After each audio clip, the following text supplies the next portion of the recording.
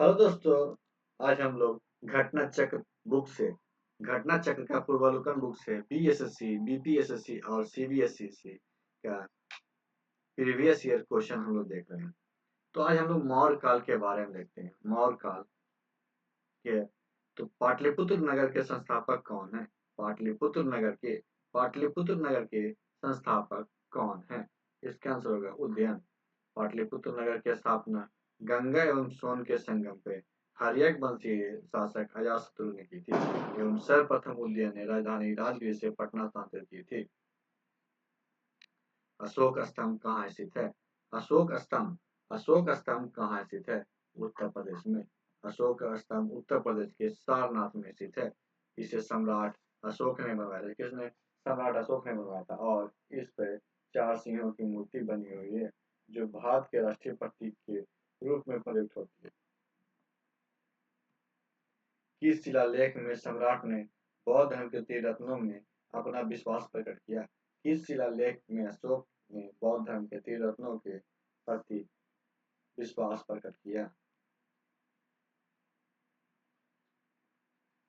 इसका आंसर होगा ए, भब्रू शिलालेख।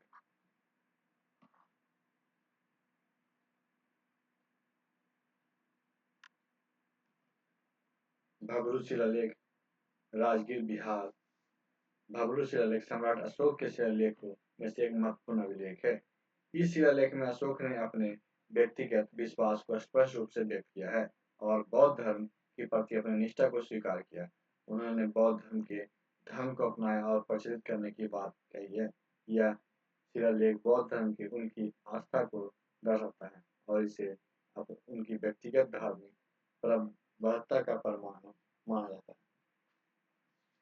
अशोक के समय कौन सी बौद्ध संगीति हुई थी? अशोक के समय तीसरी बौद्ध संगीति हुई थी। तृतीय बौद्ध संगीति सम्राट अशोक के शासनकाल में पाटलिपुत्र के अशोकाराम नामक बिहार में हुई थी। संभवतः यह संगीति सम्राट अशोक के संरक्षण में हुई थी, परंतु अशोक के शिलालेखों में इसका उल्लेख नहीं मिलता। मौगलीपुत्तिस इसके अध्यक्ष थे। इस संगीति में अभिधम पिटक का संकलन किया गया था। समाहर्ता कौन था? समाहर्ता खजांची। मौर्य वंश में राजस्व विभाग का प्रधान अधिकारी समाहर्ता कहलाता था। उसका मुख्य कार्य राजस्व इकट्ठा करना, आय व्यय का ब्यौरा रखना एवं वार्षिक बजट तैयार करना था। समाहर्ता के अधीन उनके अध्यक्ष होते थे। समाहर्ता के अधीन क्या? उनके अध्यक्ष होते हैं जो अपने अपने विभाग के राजकीय करों को एकत्रित करते थे और व्यापार एवं व्यवसाय का संचालन करते थे। अशोक के शिलालेख को सर्वप्रथम अशोक के शिलालेख को सर्वप्रथम 1837 ईस्वी में किसने पढ़ा था? जेम्स प्रिंसेप ने। जेम्स प्रिंसेप ने सर्वप्रथम जेम्स प्रिंसेप ने सर्वप्रथम 1837 ईस्वी में अशोक के शिलालेखों को पढ़ने में सफलता प्राप्त की थी, किंतु उन्होंने देवनामपिया की पहचान सिंघल के राजा तीस्ता से कर डाली। कालांतर में मास्की से प्राप्त लेखों में अशोक के नाम भी लिए गए। किस राजा के काल में सारनाथ का सिंह स्तंभ पाया गया था? किस राजा के काल में सारनाथ का सिंह स्तंभ पाया गया था? अशोक। सारनाथ स्तंभ का निर्माण अशोक ने करवाया। सारनाथ स्तंभ का निर्माण किसने? अशोक ने करवाया था। इस स्तंभ के शीर्ष पे 4 सिंह की आकृति बनी है जो शक्ति की प्रतीक है। इस कृति को भारत सरकार ने अपना प्रतीक चिन्ह के रूप में लिया। यह स्तंभ मौर्य युगीन वास्तुकला का सबसे उत्कृष्ट उदाहरण है। मेगास्थनीज चंद्रगुप्त मौर्य के कार्यकाल में कौन था? मेगास्थनीज चंद्रगुप्त मौर्य के कार्यकाल में राजदूत था। मेगास्थनीज सेल्यूकस निकेटर द्वारा चंद्रगुप्त मौर्य की राजा सभा में भेजा गया था। यूनानी राजदूत था। इसके पूर्व आराकोसिया के क्षत्रप राजा के दरबार में सेल्यूकस का राजदूत रह चुका था। मेगास्थनी ने काफी समय तक मौर्य दरबार में निवास किया।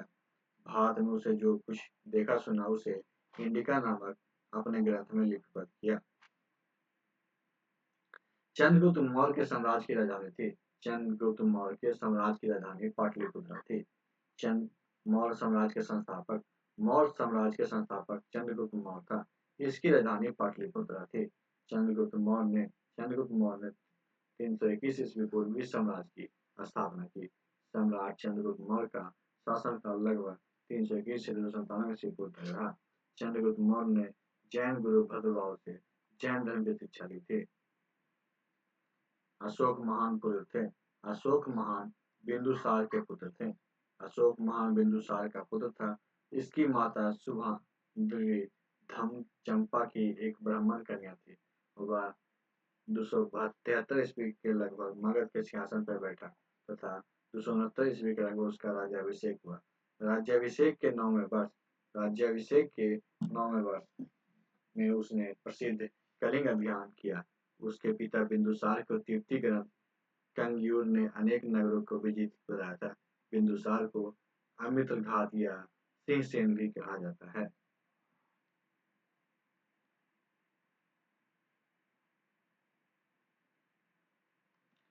प्राचीन भारत के प्रसिद्ध शासक जिसने अपने जीवन के अंत समय में जैन धर्म ग्रहण किया था, चंद्रगुप्त मौर्य। जैन धर्म के मान्यता के अनुसार चंद्रगुप्त मौर्य ने अपने जीवन के अंतिम काल में जैन धर्म स्वीकार किया। अशोक के शिलालेख लिखे गए थे। अशोक के शिलालेख लिखे गए थे किसमें?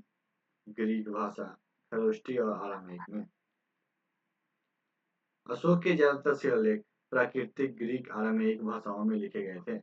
ज्ञात हो कि प्राकृतिक भाषा के लेख मुख्यतः खरोष्टी तथा ब्राह्मणी लिपि में लिखे गए थे।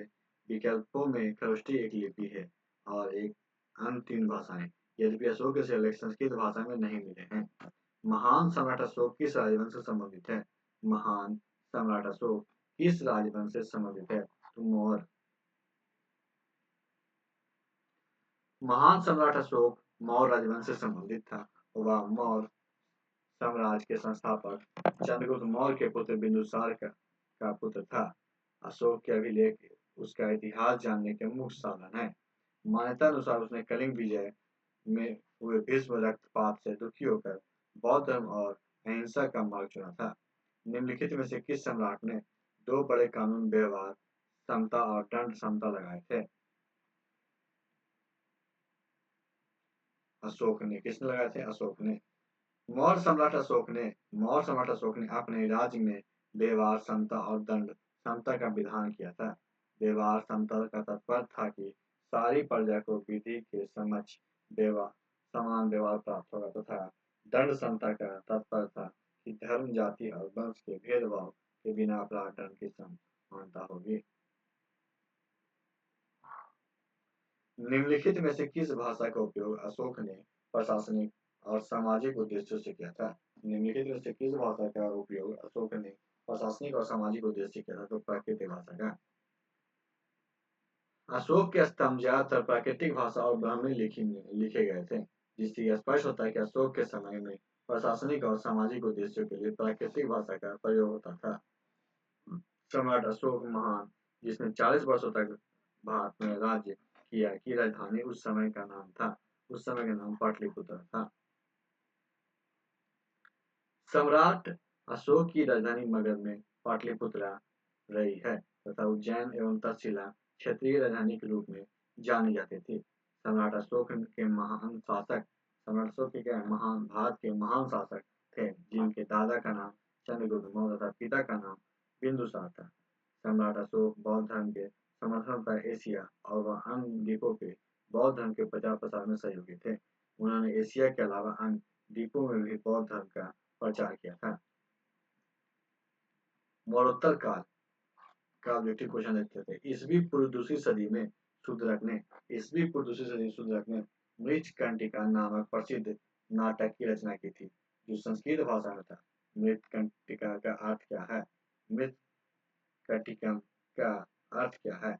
मिट्टी की छोटी गाड़ियां। मृच्छकटिकम का अर्थ है मिट्टी की छोटी गाड़ी होती है। शूद्रक ने ईसा पूर्व दूसरी सदी में मृच्छकटिकम नामक प्रसिद्ध नाटक की रचना की थी। यह भाषा संस्कृत में रचित है। इस नाटक में ब्राह्मण चारुल तथा प्रसिद्ध गणिका बसंत सेन के प्रेम कहानी वर्णित है।